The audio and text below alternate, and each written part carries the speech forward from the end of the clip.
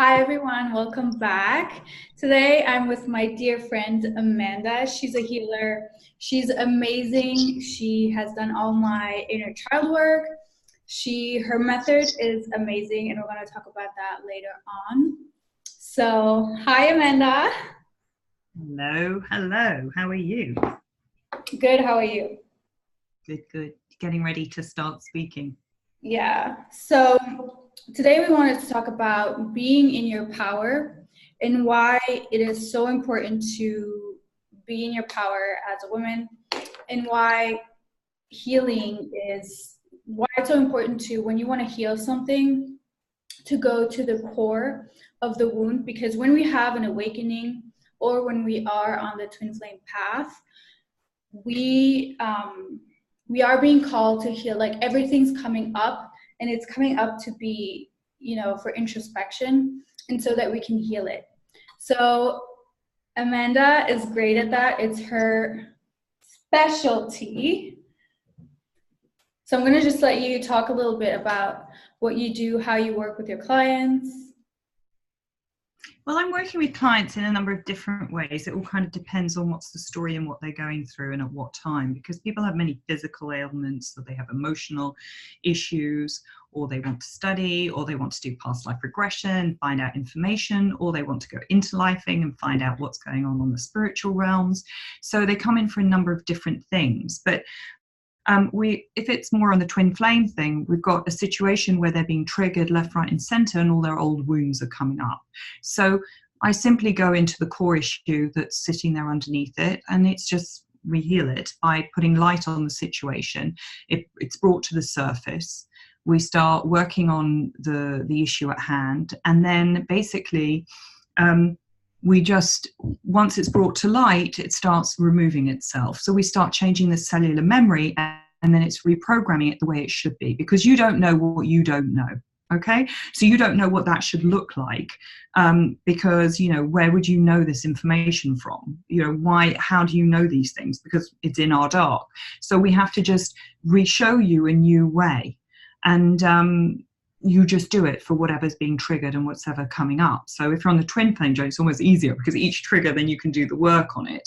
But obviously you can't do every single trigger and do every bit of work with me. So I'm setting up all these downloads that you can download on your computer, and then you can do each exercise each time. So it releases, and you don't need to keep circling with the same stories over and over and over. So, and to go into your power, how do we get into our power and stay there, is when we develop all of these, we have all of these wounds, these breaks, these holes, as many of whatever's going on in our system. And basically what we have to do is once we clean them out, or we cover the holes, then our power is not taken from us. We connect to source. We remain connected, and no one can pull us out of that connection, and we remain in our power. So it's very simple, but to be in power, we have to go through all our wounds to release them. Yeah. And Amanda is very dedicated. She does this work amazingly. I always tell you to take a break. Because you talk about how it's so important to dedicate time for yourself and take a break, but then you're so dedicated. There was Mercury retrograde, okay? So that every healer that I was working with, they had stories like you can't imagine. Not to mention what was going on the twin flame. There was a massive twin flame attack where a load of people are coming nearer and nearer the light, and then suddenly everyone was being attacked by the dark, and it was one by one of you. It was, each one went ding, ding, and everyone got knocked. So, Yeah. I had to, all my extra time, we had to just, to get everybody stabilized, because, Yeah, we you're can't so dedicated. out. And Yeah. you never rush it. You always take your time, and you always really, if there's like the slightest chance that there's something left, you're like, go right at it. It's like an operation, so that when you go into operation, it's like laser surgery. You have to go into the right point, and then you have to pull it out quickly, and then put all the other parts in place. And if I don't, I can't wait to the next time. So a session with me should be an hour and a half, but I have to allow for an extra half an hour just in case anything happens, because I must seal it correctly, you know, and that's each time that's the situation. So I don't get much choice. It has to be slow. Yeah. And as you said, the more we heal, the more it kind of puts us in our power. And I like when you say you don't know what you don't know, because that's the thing about an awakening, and or obviously sometimes it's both, twin flame awakening journey. But there's so much coming up, and we often don't realize that it's ultimately there to, it triggers us, but it's ultimately there to put us back in our power. Because if we don't know what's coming up, if we don't really know that there's something to heal, then we can't really heal it. Yeah, but that's the whole point of having pain and emotion. And the biggest issue is that when we take medicines and we stop feeling the emotions, we take antidepressants, anti-anxiety pills, we no longer can feel the pain or the discomfort from the emotion. And therefore we don't know what to go in and heal. So our emotions are our greatest guiding, you know, tool. They are there so importantly so that they can show us what's not right. So then we can find out what we don't know. And I think that, you know, the first thing is to be very, very connected to self, to be feeling the inner child, feeling what she's going through, and be present for her so we can start bringing her into her knowledge. Exactly. And that's what you do. And then when we start to heal, it's like we drop, when you look at a hot balloon, you have to drop all the sandbags so that the balloon can rise. And it's the same thing when we heal, because I've realized, you know, with the healing journey, there's so much that's holding us down, and sometimes we don't, because it's in the subconscious. And sometimes you don't even like realize that it's there. And then when we heal all of that, it's like we can finally rise, and we become so much lighter in vibration. I think it's quite interesting after sessions with me, you actually see it visually. Okay, so they start the session, the eyes look heavy, the head looks heavy, they're looking quite heavy. And then all of a sudden you see it get lighter and lighter. Yeah. And then all of a sudden by the end of the session, the eyes are awake. Mm-hmm. They're glistening, and you feel the lightness of the consciousness. And again, we don't even know that we're even heavy or overloaded. You know, it's only through this work that you can find these things. You know, but I was saying, because I think you're an amazing card reader and I think you're an amazing channeler, that I was saying that, you know, yes, it's great to listen to channels. Yes, it's great to hear your cards read, because as long as it's not saying future where, you know, it takes our power away. It's about now and about the energies of the now. But what's really key is when you hear it, you get solace. You get a lot of solace. You think, oh, you're not going crazy. These things are happening. I wasn't just imagining feeling all of this stuff. You know, I think cards do a lot of good with all of that. But I feel that, you know, it doesn't take away from having to do the work. And the work is healing. The work is going inside. There are no shortcuts whatsoever. And however much we think we can just put a Band-Aid on things and just, you know, put something on it and then that's fine, you know, that isn't the way, you know. And I saw something really interesting just to discuss this with you is, you know, I had a client and she was always fine. She'd come for me just because, you know, she knew me or something and she felt like interested or something. And I asked her, well, what's wrong? No, it's all fine. You know, so everyone has problems. Everybody has something, you know, you just get up and go on with it. You don't, you know. And then eventually in the conversation, I'm thinking, oh, I didn't quite know what to do. She went and said that, she feels very, like if she had a problem and she was feeling sad and she went inside it, she'd be stuck there. So you don't feel sad, you don't get stuck in the emotion, you know, just ignore it. No, that's not the way to go. Okay, now that's going to bring you a whole set of new diseases later on in life and a whole load of new issues. And in her case, it was children with anxiety issues and whatever, because, you know, they weren't taught how to go into your emotional body and how to handle things. And people get quite confused. They think if they're going to go inside it, they're going to sit there and they're going to get stuck inside it. And if they're going to sit and they're going to see the inner child that was sad, then they're going to be stuck in the sadness and all weird things we build in our head that's going to happen to us. And it's the exact opposite, right? You can explain about you. The minute you go inside, you approach that inner child, she's set free. So, it doesn't mean anything to do with depression. Depression is suppressed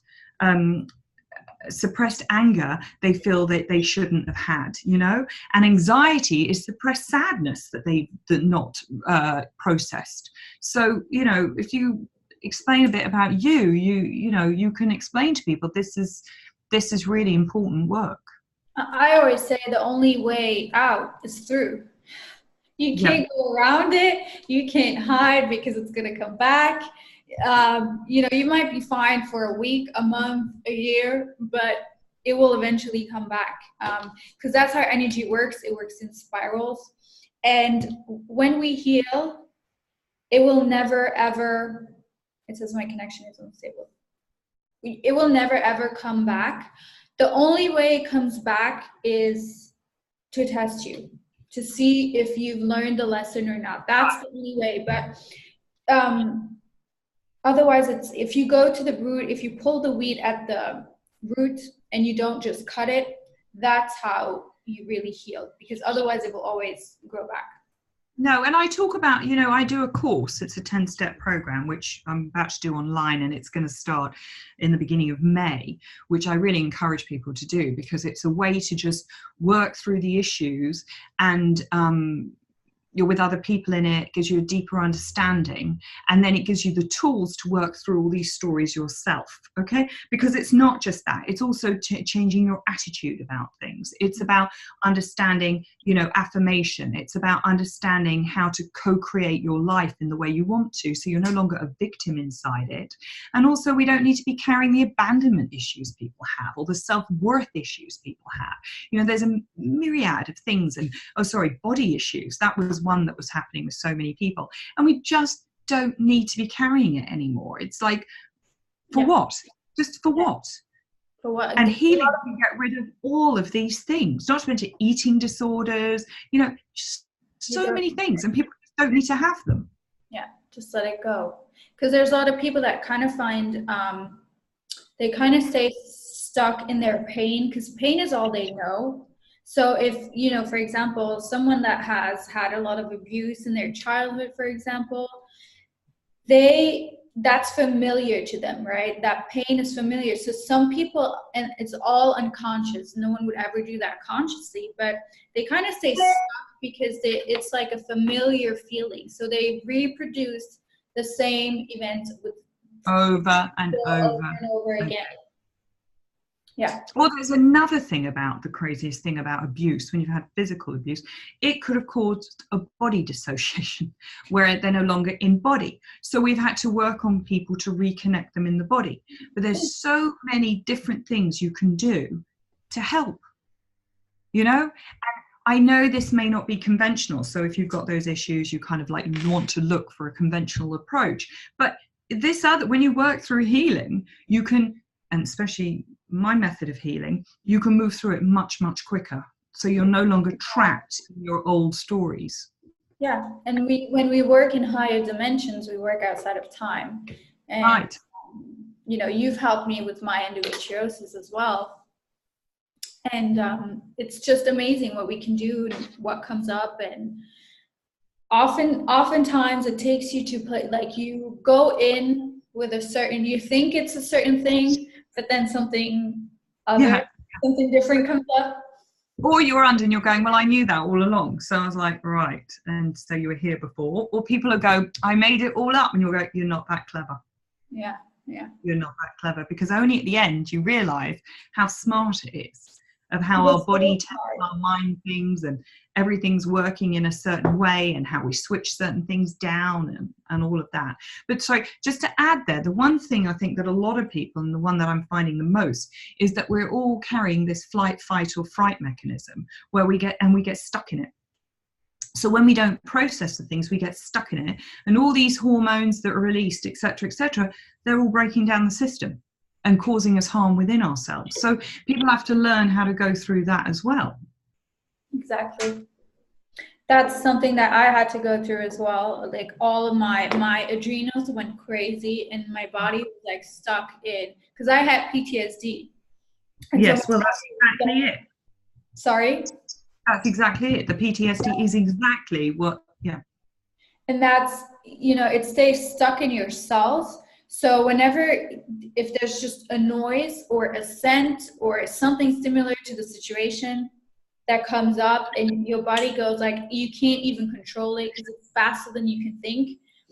And that's why it's so important to release it from yourselves, because our cells have a memory. And it puts you straight back there. And also autoimmune diseases, the body system is just attacking itself. And we can change that well.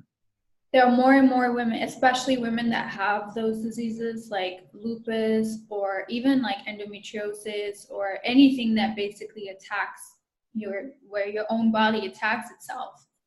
And the key thing is, if there was nothing in it, there was no trauma in a body and everything was hunky-dory, the system heals itself. Your body is built to heal itself. So if you've got a cut, and the cut obviously gets a scab over it, and then the scab falls off, the body heals itself, okay? And your body inside also does the same thing. But when you've got these traumas, you've got all these stories that you carry inside your body, and they're not meant to. It's only in your subconscious mind, because obviously most of them you're not aware of. They then develop all these diseases, which is dis-ease. So, it's just, what baffles me is how people don't understand this, you know what I mean? And they don't take this as that's just what's going on. And then I have people tell me, well, it's because I fell on the street. Yeah. Or my body's causing it damage. That's where you come in, where you have to be patient and just guide them through it. And there was something I wanted to say that I forgot.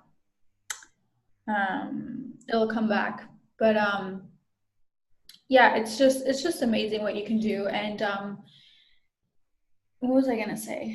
I completely forgot. Where has it helped you the most? I mean, I think that shares it. That helps people hearing when they hear stories, and they, when you're explaining it, of how it really helped. I mean, we've done so many sessions. I'll have to because I channel so much. I get so many revelations all the time. The thing is, when I channel, I'm not really there, so I completely forget what I channel if I don't write it down. And you record all the sessions. That's amazing. No, and I have to. And for me, it's hilarious, because I used to remember when I used to do this work. One, I remembered all my channels. I'm a channeler as well, but I remembered all my channels, and I used to remember everyone's session. I would know everything, even my stuff of treatments I'd had done to me, everything I remember. Now I don't remember any. I think I'm just too many of them, so I don't remember any of them. But I think one of the key things to a lot of very, very sensitive people is, and I think that happened to you too, is the effect of other people on you. I think that was one of the big ones, that people just affected you. And when you alter vibration and you're doing more and more work in the spiritual work, and you're really trying to do awareness work and develop yourself, you can get affected by the people around you a lot. So you have to learn how to be in yourself and have them not affect your power and drain you, and no toxins to come in. And I think that's the one thing I've had to do a lot of work on for a lot of people, so that they're okay and they're not being infected or affected by others. That's my statements as I start the trance work. Yeah, because I would always get super drained by people. Sometimes I couldn't even be in traffic. I couldn't go to crowded places. I still feel uncomfortable, but I won't go there if I don't have to. But it's like I can be in it. It's not, you've helped me learn that, to actually protect myself and shield myself. It's taken some practice, but it's not just you. It's been a lot of the girls.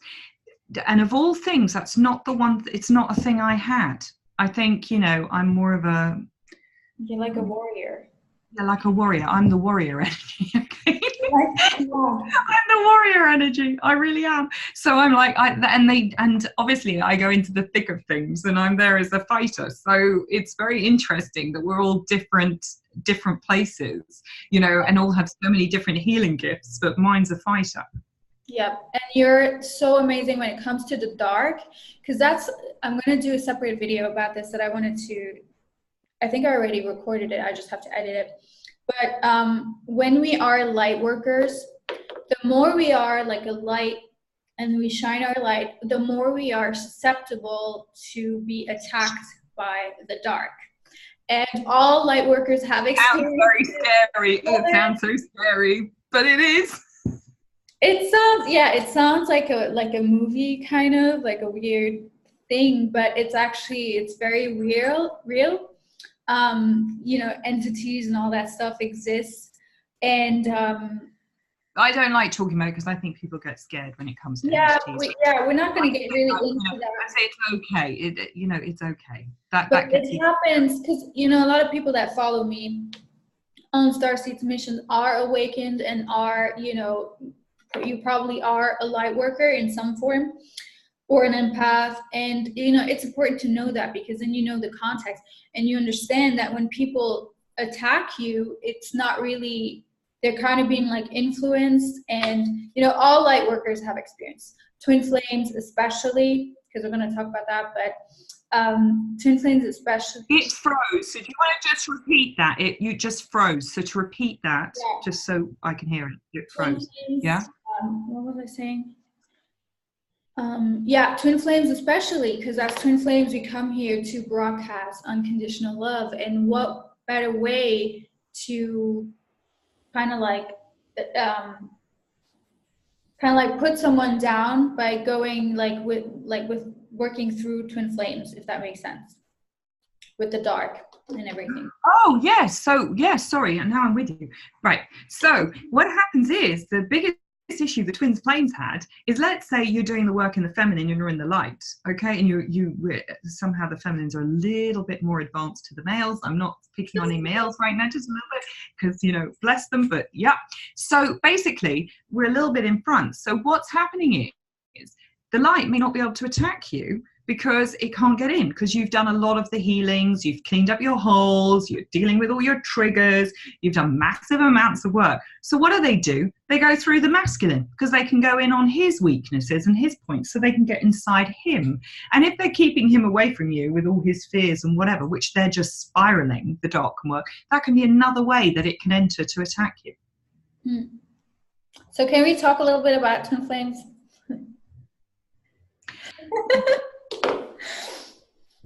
You see, I find that a lot of people that are coming into me are from the twin flame community. And that's, for me, you know, I'm a healer for diseases as well. So, you know, it's a funny thing, because it's like the issues that are coming to them is, you know, obviously what's being triggered to bring it to the light, and obviously, you know, to bring people into a place that they're no longer triggered, you know, and to bring them into unity consciousness, you know. But it's like, okay, the one thing they're going to learn when they move to unity consciousness is it's all about them now.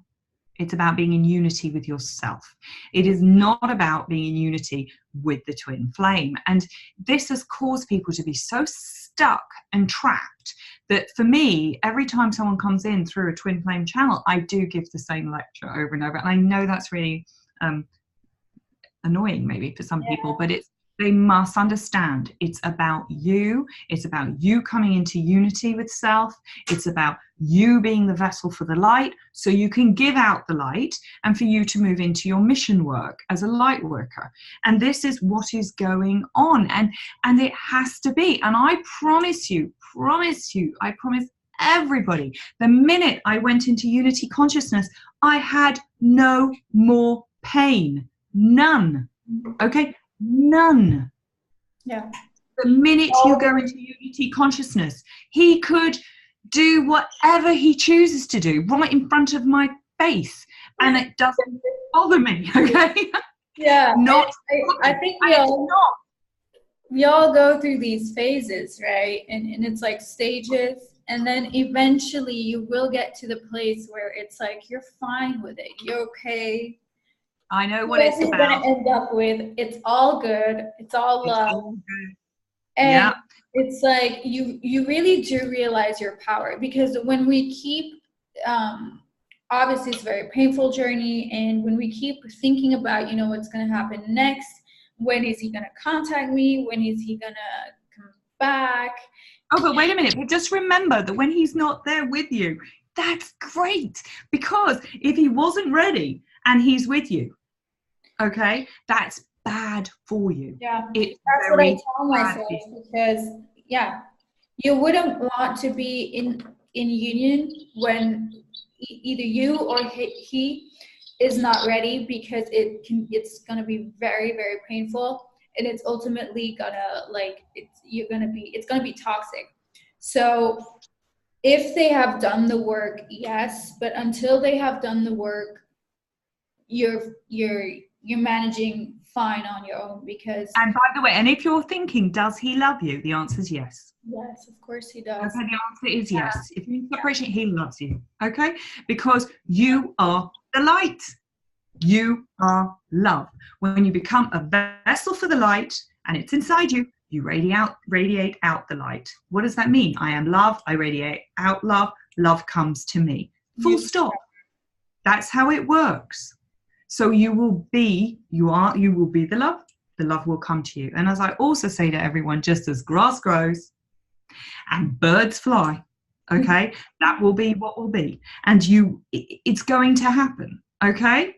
It will happen. And if it's not with him, you'll have the love. You will just have the love, okay? You will have the love because you are love, okay?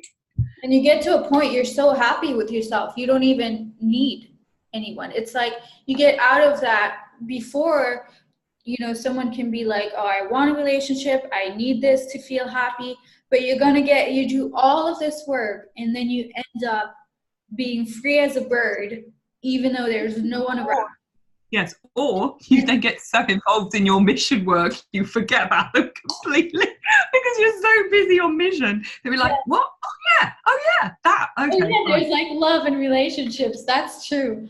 But we come here to have fun. We come here to have experiences with other human beings. Obviously, the point is not to be alone, but we need that time frame where the universe grants us time to heal. Because the thing is, right, you were given a time space where you have to heal, where you were all like kind of isolated alone. It's because you were given the chance to heal. So did I. So do many people, because we need that time alone, because that's how we really go inward, and that's how we heal. If we're always out there, and there's nothing wrong with going out and about, but if we're kind of like too much in the physical and ignoring, the work that needs to be done, then we can't really, get on our mission and start our healing journey. And our journey, the healing journey is a journey back to self. And there's no other way. The only way out is through. But it's great. Like, I'm sure people will think like it's painful and it's like hard, but I may steal your quote now. I'm going to write that down. The only way is out is through, because I need to add things to my Instagram to get it through. Yeah. The only way out is through. Okay. So that was like what I was going to say. Yeah, it's more painful to avoid your issues than to heal it, because it's like ripping off a band-aid. It just hurts a second, and then that's it.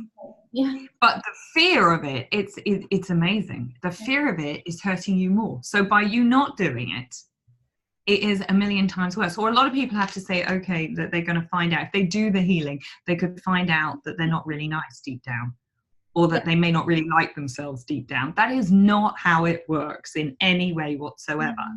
It just doesn't work like that. The point is to come into a place of love, of self, but not in an egocentrical kind of way, like full of ego or something. Yeah, we move out of ego. Like, ego is dead on this journey. Obviously, we need a certain ego to function, but I think otherwise we would just be like up there all the time. But you get out of all of those like behaviors, it's just done, and you feel so much better, and you just send them love, and that's what it's all about, Tim. It's unconditional love, because we get taught to have love in a conditional way where, you know, what can your husband provide? What can you provide? And that's just not the way it works anymore. No, but the twin flames don't work like that for a reason, because the woman has to be in balance with her masculine, and the man being in balance with his feminine means the woman has to be in her abundance. She has to be doing what she's supposed to be doing. She has to be in that space so that she's not going to be with him from need. And he needs to start working through his emotional being, okay, learning how to process things, okay, so he can elevate himself to get to where she's at. So that's the only way that you're going to, you know, you've got to get to that high elevated state in order for the two people to be together. Yeah, exactly. And it's all about balancing your masculine and your feminine energies. But then I think I just discovered a few of my more masculine energies. I thought I was only working on the female side of things and thinking, right, okay, whatever. And then someone said to me, you know, behaving like that's a little masculine. I was like, oh, I have to. Yeah. So paying that fighter side is a little bit more masculine. I'm like, okay. Yeah, yeah. So I think we're going to end this here. And if you guys enjoyed this video, we can do more. We can work on doing webinars.